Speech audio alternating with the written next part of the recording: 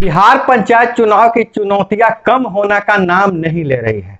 दोस्तों, जैसा कि आपको पता है कि पिछले दिनों जो चुनाव प्रस्तावित था वह चुनाव की पूरी तैयारी कर ली गई थी, लेकिन अपरिहार्य कारणों से चुनाव का डेट बढ़ाना पड़ा, मतलब रद्द करना पड़ा और संशोधन भी करना पड़ा पंचायती राज अधिनियम 2006 में। उसके बाद भी चुनाव को लेकर के समय पर चुनाव हो पाएगा कि नहीं, जैसा कयास लगाया जा रहा था कि अक्टूबर नवंबर में चुनाव हो जाएगा, जिसकी तैयारी लेकिन नए सिरे से अब राज्य निर्वाचन आयोग को करनी पड़ेगी। और जब से सबसे ज्यादा जो अड़चन आ रहा है मतदाता सूची के प्रकाशन के, हम पूरे वीडियो में मतदाता सूची के प्रकाशन में क्या अड़चन आ रहा है हम पूरी बातों पर चर्चा करेंगे, आपको विस्तार से बताने का प्रयास करेंगे ताकि आपको यह समझ में आ जाए कि अड़चन क्या आ रहा है पंचायती राज विभाग को इस बार फिर चुनाव दोबारा करवाने में। हालांकि पूरी तैयारी तो पूरी कर ली गई थी इससे पहले जो दावा जैसा हो रहा था, लेकिन और कौन कौन सी अड़चनें आ रही है उस पर हम चर्चा करेंगे।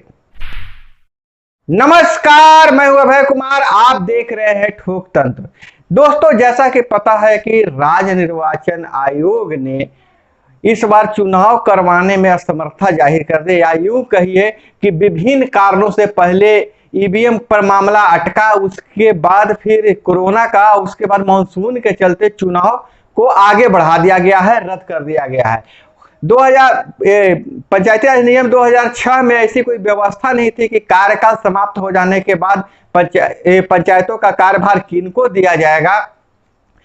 तो जो 15 जून का इनका कार्यभार समाप्त हो रहा था, जो कार्यकाल समाप्त हो रहा था त्रिस्तरीय पंचायती राज संस्थाओं का, तो उसमें संशोधन करके अध्यादेश लाकर इसमें सुधार किया गया, जो जाना जाएगा पंचायती राज अधिनियम 2021 से। इन सारी बातों पर हम चर्चा करेंगे, लेकिन पंचायत चुनाव की तैयारियां इससे पहले जोरों पर थी और राज्य निर्वाचन आयोग का जैसा दावा था कि मैंने पूरी तैयारी कर ली है, लेकिन अब राज्य निर्वाचन आयोग से जो सूत्र बता रहे हैं, जो आ रही है, जो खबरें निकल कर आ रही है, उससे पता चलता है कि बिहार में पंचायत चुनाव करवाने के लिए जो प्रस्तावित है कि सितंबर अक्टूबर तक हम करवा लेंगे, लेकिन उसकी तैयारी फिर से करनी पड़ेगी और वो तैयारी 2-3 स्तर पर करेंगे। हालांकि बहुत सारा कार्य तो राज्य निर्वाचन आयोग पहले निपटा लिया है, लेकिन बहुत सारी तैयारियां फिर से करनी पड़ेगी।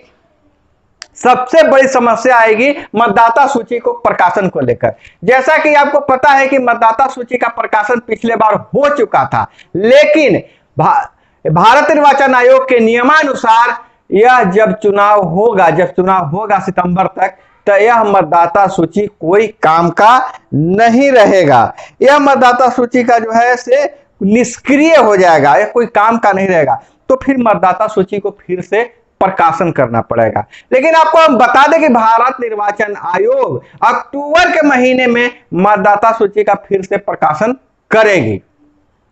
जब मतदाता सूची का फिर से प्रकाशन करेगी तो राज्य निर्वाचन आयोग को पहले ध्यान नोट कर लीजिए, शहरी और ग्रामीण मतदाताओं को अलग करना पड़ेगा। उसके बाद हर वार्ड वाइज मतदाताओं का विखंडन करना पड़ेगा, उसके बाद ही प्रकाशित होगी। उसके बाद ही भारत निर्वाचन आयोग से सहमति लेनी पड़ेगी। अगर भारत निर्वाचन आयोग उसको पास कर देता है तो फिर मतदाता सूची का प्रकाशन हो सकता है। जो पिछले बार जो मतदाता सूची का प्रकाशन हुआ था दोस्तों, उसमें आपको पता होगा लगभग 7,50,00,000 मतदाता शामिल थे बिहार पंचायत चुनाव में वोट देने के लिए, मत देने के लिए, मत का प्रयोग करते हैं। लेकिन जो नया मतदाता सूची का प्रकाशन होगा, जो भारत निर्वाचन आयोग के निर्देशानुसार, उसमें और मतदाताओं की संख्या बढ़ेगी।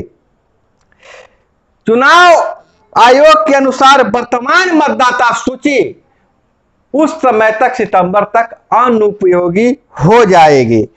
हम आपको बता दें दोस्तों कि इसके अलावा और कौन कौन सी समस्याओं का सामना करना पड़ेगा चुनाव करवाने में।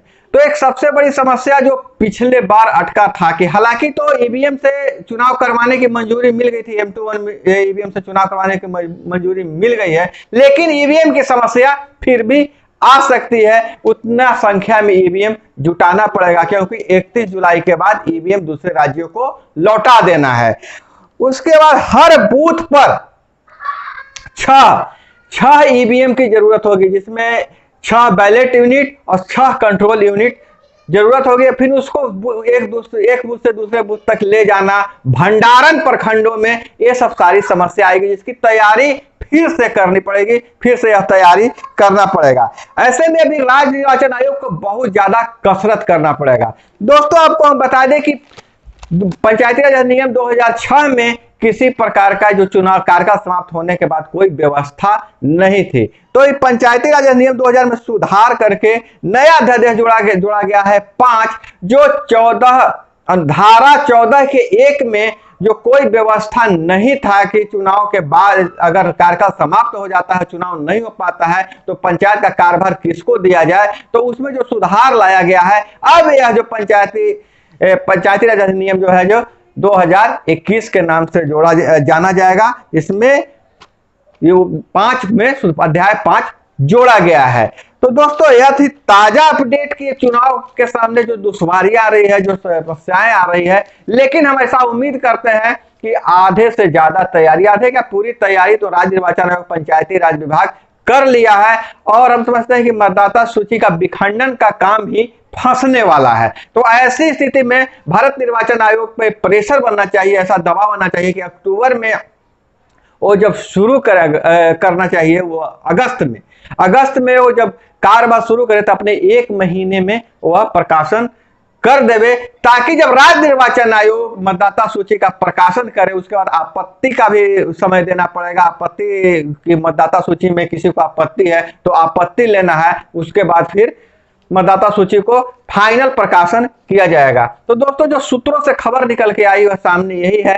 फिलहाल जैसा उम्मीद जताया जा रहा है कि अक्टूबर से सितंबर तक चुनाव करवा लिया जाएगा, लेकिन एक बात और तय है कि नए अध्यादेश, नए नियम जैसे ही अध्यादेश लागू हो जाएगा 16 जून को, तो उसके 6 महीने के अंदर चुनाव करवा लेने की बाध्यता है। यह एक अच्छी बात है कि ताकि राज्य निर्वाचन आयोग पर और राज्य सरकार पर एक प्रेशर रहे कि चुनाव करवा लिया जाए। तो दोस्तों चैनल को सब्सक्राइब कर लीजिएगा अगर नहीं सब्सक्राइब किए होंगे तो, और वीडियो पसंद आए तो एक लाइक जरूर कीजिएगा। मिलते हैं अगले वीडियो में। जय हिंद, वंदे मातरम।